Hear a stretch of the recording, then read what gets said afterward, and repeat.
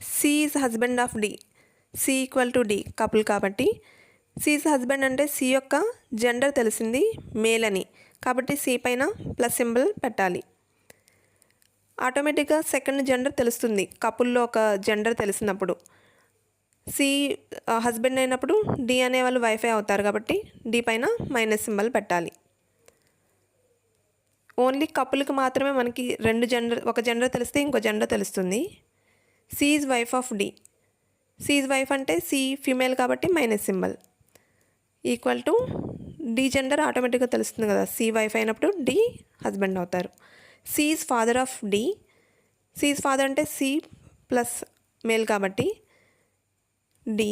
ఇక్కడ డి యొక్క జెండర్ తెలియదు, అక్కడ స్పెసిఫిక్గా డేటా ఇస్తే తప్ప తెలియదు. C is brother of D. C plus horizontal గీత డి.